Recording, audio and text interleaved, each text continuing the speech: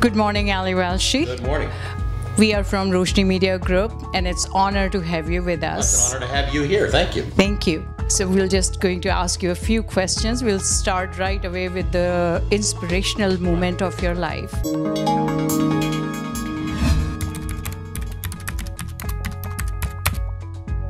Well, I've had a number of inspirational moments, but back in 2011, a couple of things happened to me over the course of a few months which really stand out. The first one was that I went to report on a tornado that had hit Joplin, Missouri. And it was a terrible tornado. It had shredded the houses, and it was just utter devastation everywhere. And I was there as people were coming back to their homes for the first time after the tornado. There's nothing left, just absolutely nothing.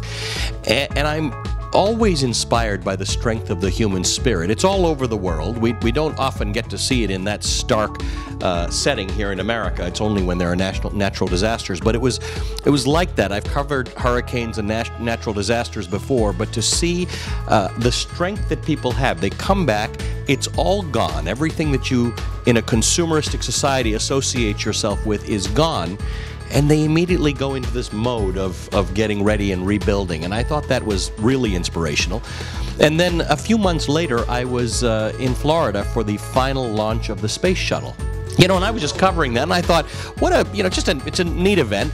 But when that thing took off, and you see the strength of human ingenuity, the idea that not only has humankind built that, but that was the last one. It was over. The space shuttle program was done, and I'm still in awe of watching this rocket go up. And in that span of a few months, I realized that humankind, you know, for all the horrible news out there, we really have hope, because there are just good people with good hearts and great brains, and they're hardworking. And that, in that span of that few months in 2011, I thought to myself, when you're in the news business, you can always find the bad in people. It was beautiful to see the good in people.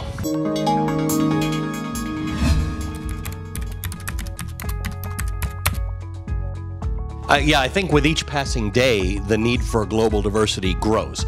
We are an ultimately connected world now. There are very few parts of the world that are not connected, and either because of poverty or access to broadband and the internet, or because there are some government controls, but very few. Increasingly, almost everybody in the world is connected several times over.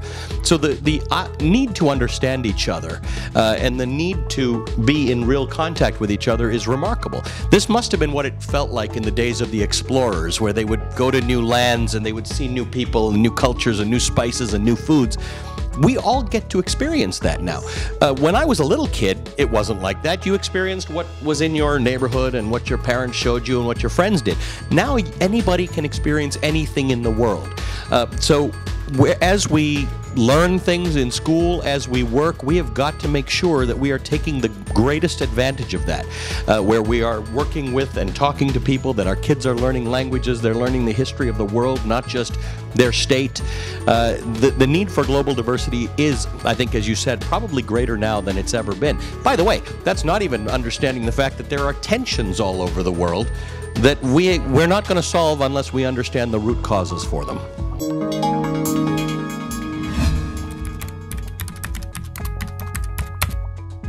I'm probably not one to be giving any good advice to them, except that we have to find balances between what the world needs us to do and what our passions are. I'm a big proponent, for instance, of all of these science and engineering challenges that the world faces. As Indians, we've all been proponents of our kids being doctors and professionals and lawyers and accountants, and I think all of these things will continue to be the case. The world is going to be driven by health challenges and scientific challenges. At the same time, I think it's really important in this highly technological world that we also stay true to things that we love and passions that we have. Be practical, because sometimes you can't pay the bill with some of the passions that you have. But it is passion that sets us apart. It is innovation and ingenuity that sets this country apart. Let's have a world that follows that idea. So train well, be well educated, and try and combine that with your passions.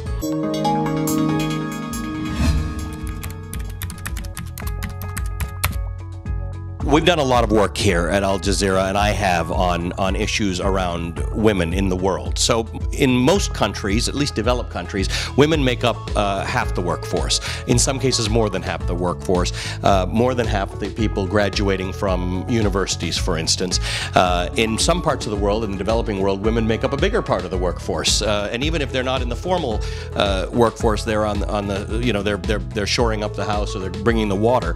And yet, in no part of the world do women earn the same thing that men do for the same work. The statistics are all over the place, but even if they are narrower than we think, the bottom line is it's 2015. If we don't pay women the same as we pay men for the work, what you're doing is you are not taking advantage of a very good part of your labor force, a very important part of your labor force. So I think the time is upon us to understand what the problems are. Are we supporting women in getting into university properly? I think in the Western world we're doing a pretty good job of that. Are we supporting women in their advancement in the workplace? Okay, we're not doing a fantastic job. In fact, America is behind a lot of countries in whether or not we allow people to have children and still stay in the workforce actively and be promoted.